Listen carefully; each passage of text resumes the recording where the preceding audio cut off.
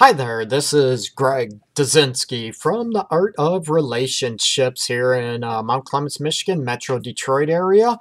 Coming back with the second video relating to affairs and how to heal from them. In the first video, I did mention briefly about the three things that need to be in place to start the healing process. Those, again, are, we need to know why the affair happened. Number two, there has to be genuine remorse and guilt. And number three, a recommitment back to the relationship. This short video is going to hit on the first of those three things about why in the heck the affair happened. Most affairs happen, not all, happen for a reason. Again, like I mentioned in the first video, I want to make myself clear that I do not condone and I do not excuse affairs. I help couples in my office, in my practice here, to look at the healing process. And number one, we have to find out exactly, what led up to the affair. Was it because you weren't feeling loved, desired, appreciated? You didn't know maybe that you felt like you weren't loved, taken for granted. And this usually builds up for, some time before the initial affair happens, and then someone pays you attention. Let's face it, it gets addicting. Someone starts whispering sweet nothings in your ear, and guess what? That emotional turns into physical. Most happens. So we need to know why. Again, are you not feeling loved, desired, appreciated? I don't want any BS. I want legit, real aspects. I don't want any excuses, and I try to help couples, through this in a genuine way. I don't want any BS, like I mentioned. Are you feeling those things? Most affairs, like I said, happen for a reason.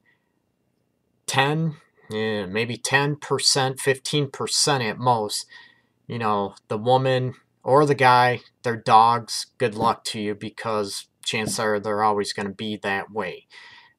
Because of those, I'm also a huge advocate that once a cheater is not always a cheater. There's usually issues going by. So you have to uncover, do your research, and dig deep. Ask your partner. If you're the one that's hurt, it's very difficult. We need to find out why it happened. Okay? Was it because maybe your ego needs to be stroked? I'll get onto that in a little bit down the road in another video.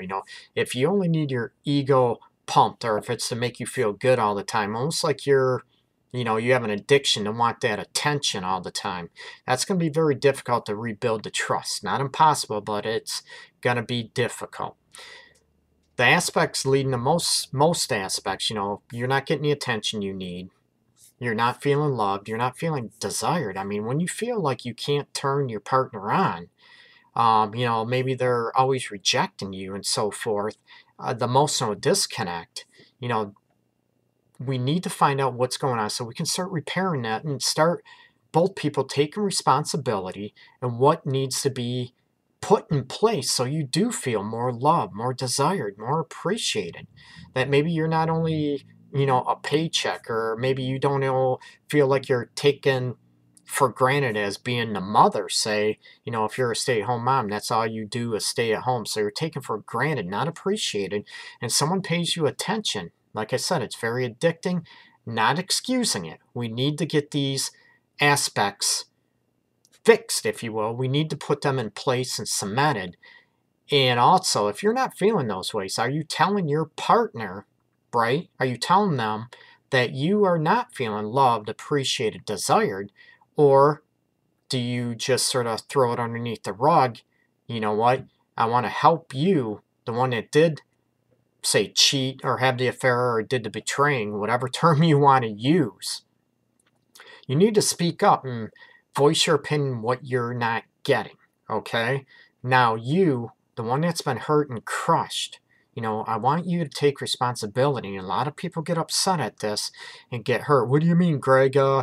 He's the one that screwed her, whatever. If it wasn't that her or that him, would it be somebody else? And you need to look at, what you're rolling at. Were you making your partner feel loved? Were you making them feel appreciated, desired? What can you do to make your partner feel? It's a mutual what do you want to say? You know, it's a mutual effort on both parts. Sorry about the pause. I had a brain fart for a minute. But it's a mutual effort on both of you part to ensure that this doesn't happen again. Okay, like I said, there's no excuse, no condoning it. You need to work together and rebuilding the trust. And the person that did the betraying, they need to eat crow.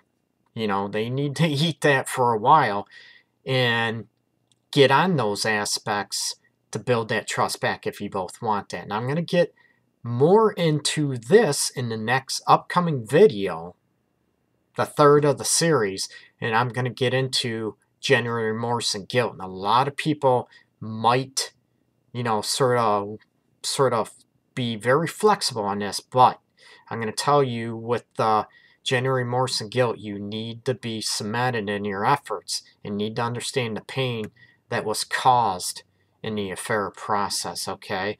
I don't want you just to say, oh, it's been 2 weeks, I already said I'm sorry, get over it. That's not going to work, and that does not show your partner that there's genuine remorse and guilt there. And I'm going to talk more about that in the next coming video about genuine remorse and guilt with affairs. Also, check out my website, theartofrelationships.org, and you can check me out all over Facebook as well. Hopefully everybody's doing well. This is Greg Dazinski and from the Art of Relationships. Thank you.